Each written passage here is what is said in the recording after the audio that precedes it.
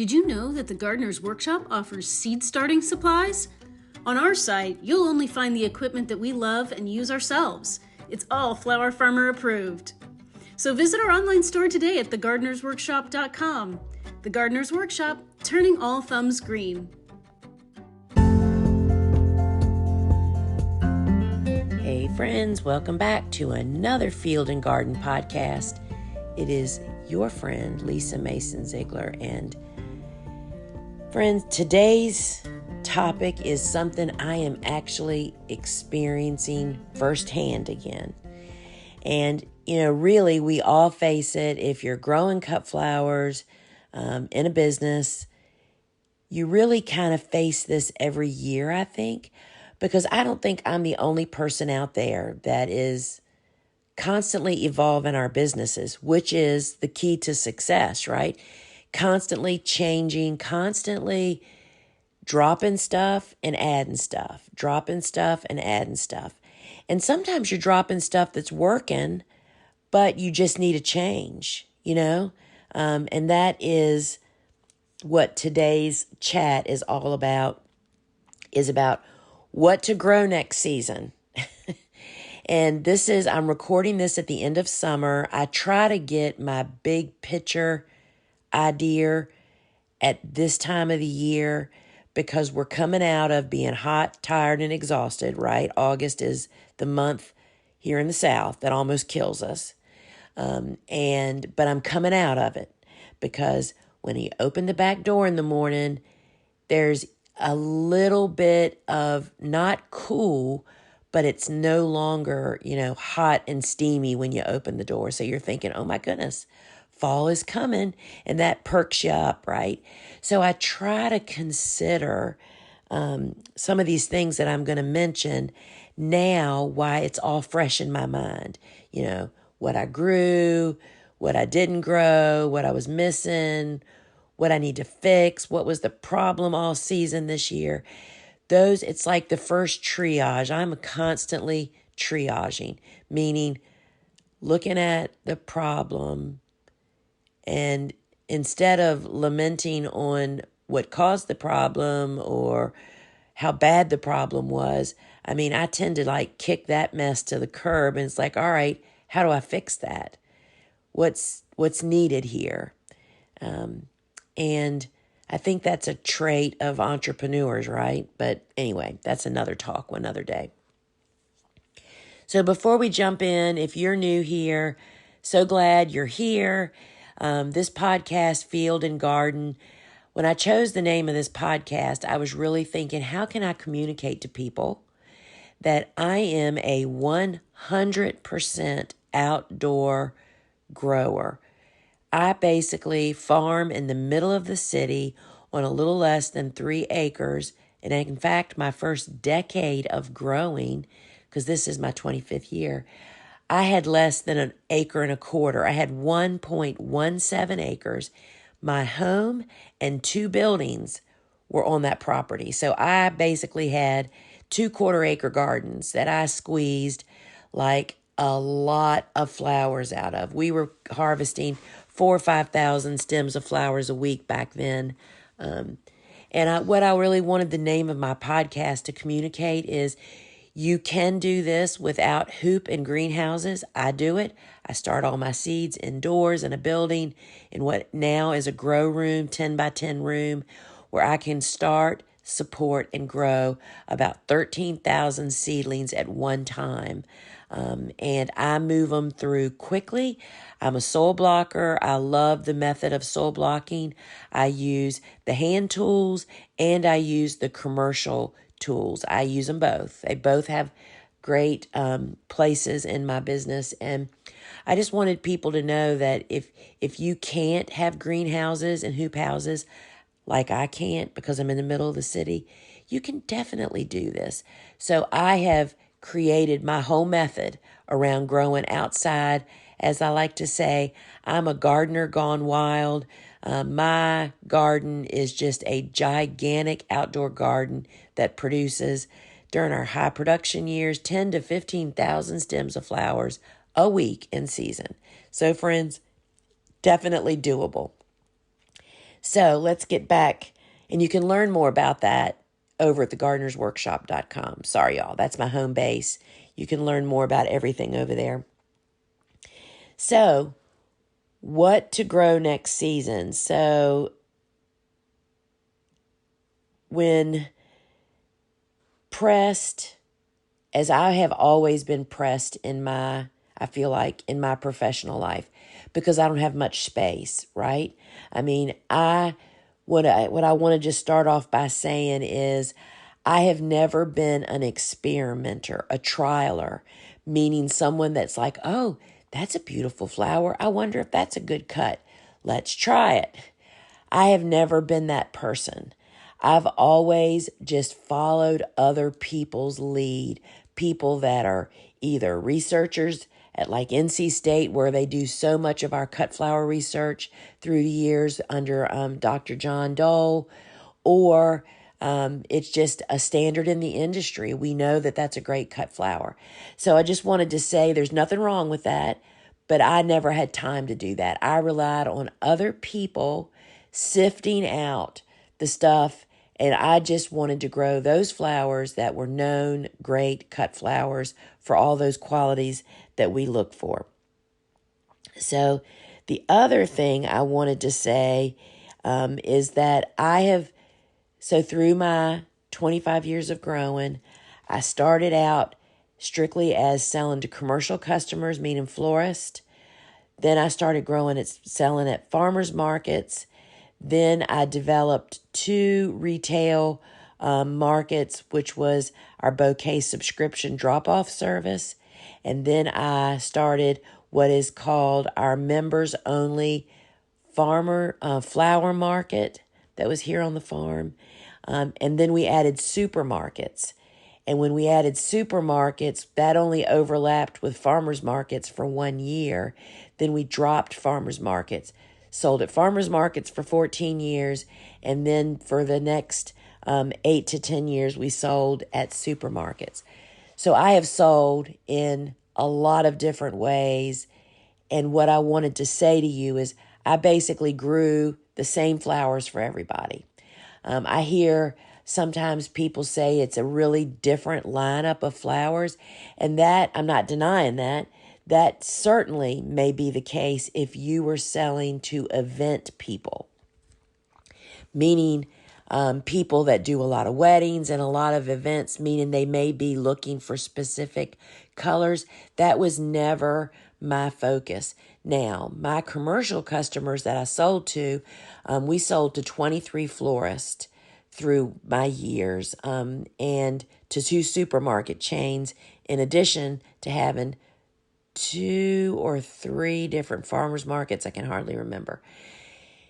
Anyway, while the florists that I sold to certainly may have used some of my flowers for the weddings they happened to be doing, that was never my focus. My focus was always to grow for them, or I grew what I grew, and this is what they used them for. They used my flowers as their staple go-to flowers for every day of their business. That meant all their funeral work, all their day-to-day arrangements, and then also events and weddings on weekends. So I wanted to come out of the gate with that, because so often I hear people, particularly new people just coming in, they're so afraid, right? It's like, oh my gosh, how do you know how to grow what crop in a special color to be sure it actually blooms when this event person that I've promised flower to? Well, friends, I will tell you that's called, really serious crop planning. And that is something that Jenny Love takes you through in her course, Farmer Florist, the wedding process. And that really should be the wedding and event process. Jenny's course is all about the business of doing all that, and a good portion of that is crop planning, which we can all benefit from. But if that's your, mantra, if that's your business, Jenny's online course, which you would find at thegardenersworkshop.com, is amazing, and it has a whole section on doing that. So back to the story, right? So I grew what grew best in my conditions. And I don't like to use the word circumstances, but it is. I mean, it's like I wanted to grow what grew best in what I had. I didn't want to have to tweak and manipulate. And so these are the things that before I say that, the rest of that, I grew the same flowers for everybody. I also want to say that the banner of all of that was to provide consistent with some changing of the guard, meaning different flowers available at different times. And that just evolved to I am a seasonal flower farmer that grows outdoors. So that means I rely heavily on cool flowers to bloom early in the season while the warm season tender annuals are being started and planted. And then as they rev up, the cool season stuff falls away. A few kind of keep going or bloom later, like Lysianthus and Triloba, Rudbeckia, and some of those. But stuff comes and goes. And then when fall starts, then I start into fall colors of many of the same flowers that I've been growing all summer. And then, of course, you can trick cool season hardy annuals, some of them, to bloom in the fall. So living seasonally in my outdoor garden creates ever-changing offerings, is what I'm trying to say. And so for me, so what am I going to grow next season? The first thing I think of is, what am I using my flowers for next year, right?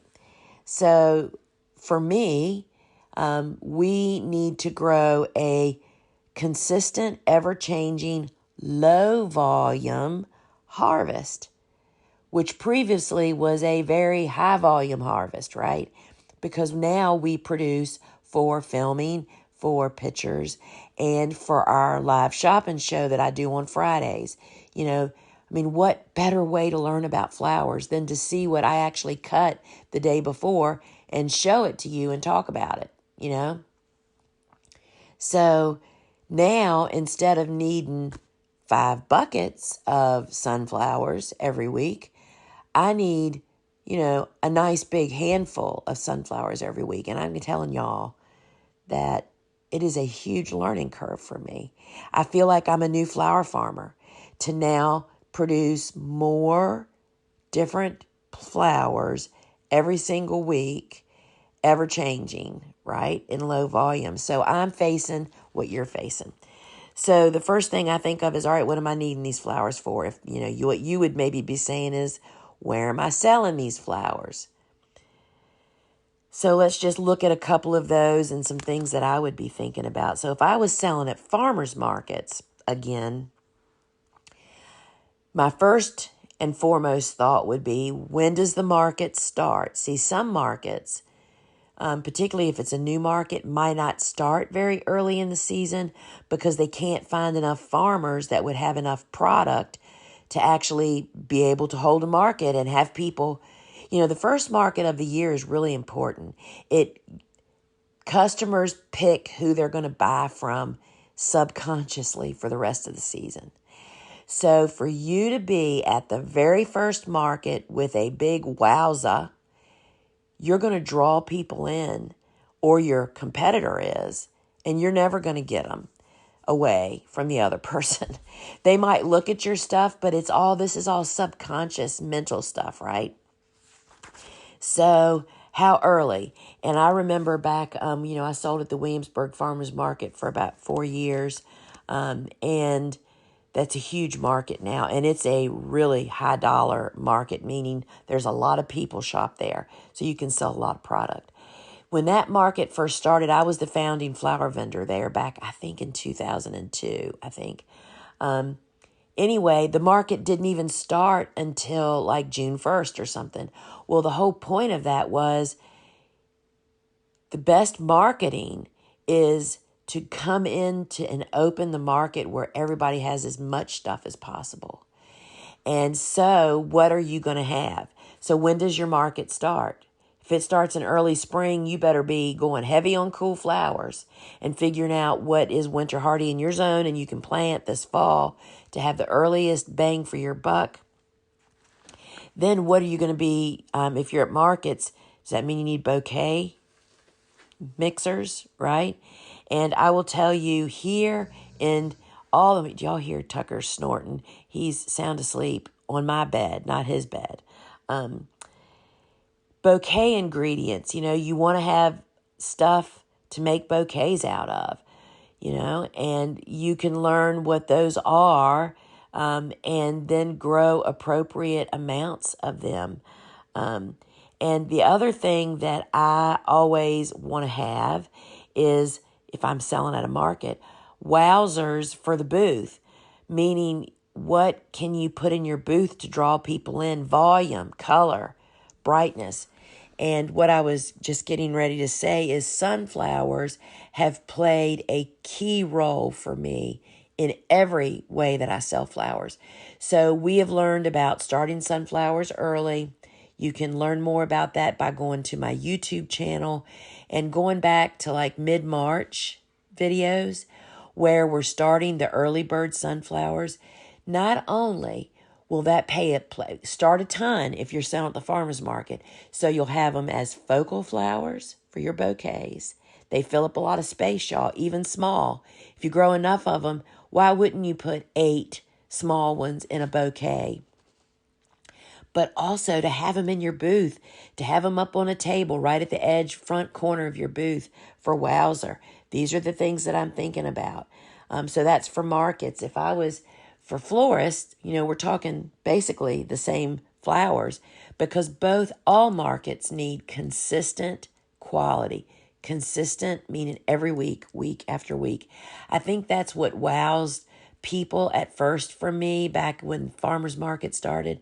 They were like, how? That's what launched my speaking career, actually, is people, the master gardeners in Williamsburg were like, how do you have all these buckets of flowers week after week from the field? And they're perfect and they're beautiful. And do you know what I mean? So these are all things you have to think about. Consistent quality. So florists obviously need that also. So the easiest way to get in selling commercially is to grow less variety, but more of each variety. It's easier to get your foot in the door. It's easier to sell. It's easier to get the hook. It's easier to get in there. And then with florists, you have more options. It's like, all right, now you don't need to be growing enough different stuff to make bouquets. You could be an all foliage or, excuse me, y'all. You can sell whatever florists use. You don't have to sell everything they use. See what I mean? If foliage, if you are a Dave Dowling follower, that Dave teaches about shrubs and wood that are woodies and bulb crops. You can plant stuff and not necessarily provide everything they need. Just fill one of their niches. And of course, because your quality is higher and more consistent quality and longer lasting and all those wonderful local stuff, that's your niche. Or what I would be focusing on if I was starting out in business today is I would be focusing on the shoulder seasons, which would be spring, early spring to early summer, and then again in the fall. Those are the high demand season. It's the easiest. And that gives you the summer to get ready for fall, to actually have stuff blooming in the fall, and then to be able to plan your fall planting for spring, right? So I'm not saying, don't get all caught up in the details, y'all. Just be exploring this stuff while it is hot and heavy.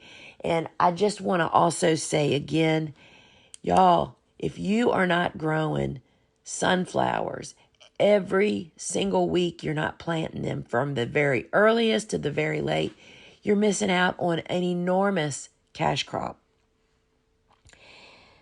So friends, these are just some of the guiding principles of when When does and the other thing I wanted to say, the other consideration that I think about in addition to who I'm going to sell to is when it starts. I mean, I mentioned that, but like, for instance, one of the things that I learned, I forget what crop it was. I grew something years ago that I thought, oh my gosh, oh, I know what it was. Tulips. Holy cow. Been down that tulip rabbit hole for me because of the way I grow outdoors, right? No indoor hoop house space. I grew a bunch of tulips one year. Well, guess what? They all bloomed so early for me here. That was the only crop I had. So that meant I had to start my flower farming, selling, harvesting portion of my business actually a couple of months before I was actually ready to have more crops. What does that mean? You got to get all your buckets out. You got to make contact with your customers. But then I didn't have enough stuff to keep it up. So that's another part of the equation. It's like, do I have enough variety of crops to get started? You either need to skip those crops or get more of them, right? Y'all, so those are some of the guiding principles that I kind of follow. And, this is just one of those seize the moment while it's hot and heavy in your mind. What did you absolutely detest this year? Take it off your list for next year, because in February you may have forgotten why. All right, friends, I hope we're going to meet again. You can learn more over at thegardenersworkshop.com. You can connect with all of our free resources. We have a blog over there that you can just deep dive search stuff. We have a stocked online store. We have a full library of online courses. And I am just so proud to be partnering with the instructors, Dave Dowling, Steve and Gretel Adams, Jenny Love, Ellen Frost, Amelia Ilo. Y'all, we have a course. She is the leading expert on collectives. And it's about a 90-minute course that you can see what it's all about. What should you be selling that way? What do you have to prepare for? We also, there's just so many great courses. Should you be doing workshops? Jenny Love has an amazing course on that. So I'm just saying to you, if you want to grow your business, there's lots of ways to piggyback on the actual growing part, as well as making the growing part more efficient, scale it, more profitable, and you'll find it all, friends, over at thegardenersworkshop.com. Till we meet again, friends. Ciao.